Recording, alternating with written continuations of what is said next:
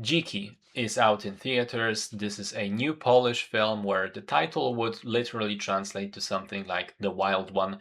Directed by Maciej Kawulski, it boasts to be the first Polish production shot with the ARRI Alexa 65 cameras, which means it's meant to be shown on the big IMAX screens. Which makes it all the more funny that, as far as I was able to check, not one Polish IMAX theater is actually currently showing this, okay? Why? Well, one reason is probably Avatar Fire and Ash is still out there occupying those screens, and that's making crazy money. But another reason might be that Dziki is a piece of absolute garbage and a complete failure of a film. Well, calling it a film is a bit of a stretch because it largely feels like a mix between a music video and a movie trailer.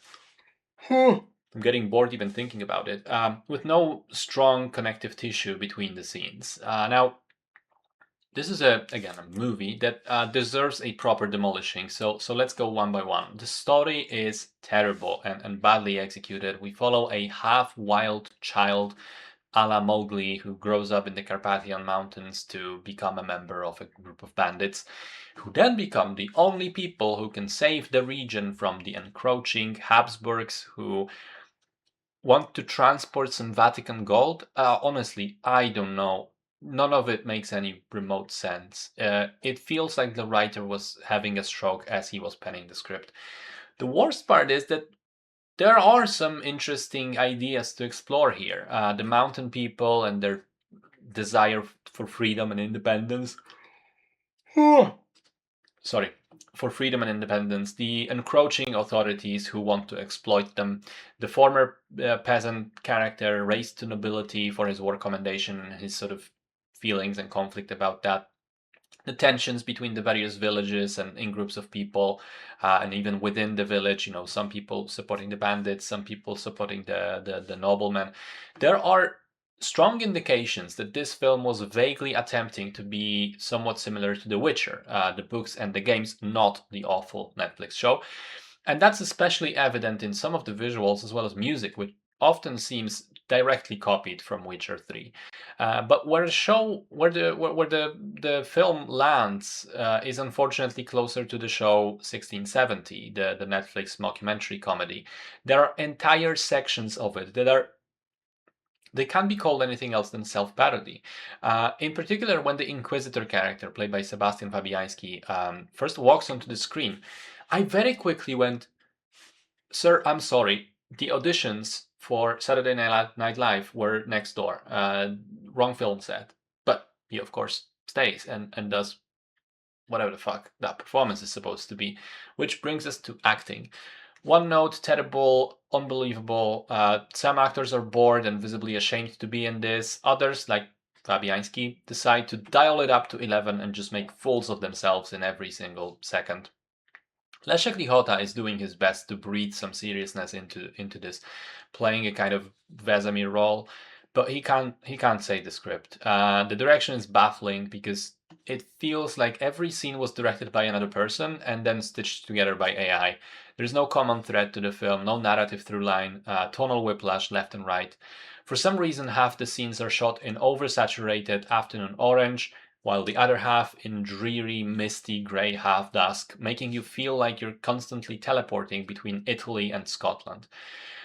Setting the film in the Carpathian Mountains serves zero purpose because the film vaguely pretends that this is the location by inserting literally dozens of drone and helicopter shots of the mountains in between the scenes of dialogue, only to then go back to the cramped close-ups of people in villages and forests that are clearly not even near any mountains. There are maybe 3 scenes in the movie where characters are actually in the landscapes. Other than that, it's either one or the other, but never together.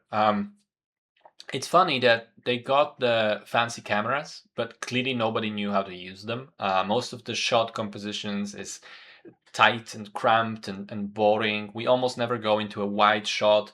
And when we do, it doesn't look like it's elegantly framed or that anyone knows anything about shot composition. It just feels amateur. Also, the action is incomprehensible because it's all quick cuts in close ups.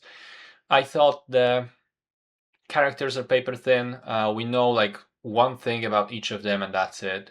No depth at all. And the choice of a protagonist is interesting because he speaks maybe 2 times during the entire film and spends the rest of it being constantly late to any action set piece. It is ridiculous how every single time when he's supposed to save someone or do something, he comes in late. Most useless main character ever created. The pacing is abysmal. There were like 4 different times the main protagonist meets the antagonist for what seems like the final showdown, only for that to not be it. And the movie just kept dragging on and on, would refuse to end. I was checking my watch in the movie theater. The first time it turned out to be 45 minutes in. I was like, fucking hell! I thought this was already an hour and a half. In general, here's my main takeaway. The film said at the beginning that it received funding from the Polish Film Institute. I would like to say that, in my opinion, this is a scam, and the people responsible took the money to produce an embarrassing piece of crap. So let's go by the credits. Director Maciej Kawulski should go straight to jail for this. He also co-wrote the film with Rafał Lipski. Straight to jail, same cell. Cinematography, Bartek Cierlica. Believe it or not, jail. Editors, this is actually wild. There's 4 separate people who edited this film, which might explain some things. Maciej Kawulski, again, multi-talented criminal, apparently. Marcin Drewnowski, Krzysztof Komander, Nikodem Habior, son of one of the actors, by the way. Guys, you also need to be jailed for what you've done here. It is just embarrassing. That's it. If you've considered seeing this out of morbid curiosity, like I have, just do something else. Whatever that something else might be, I promise you it will be time better spent.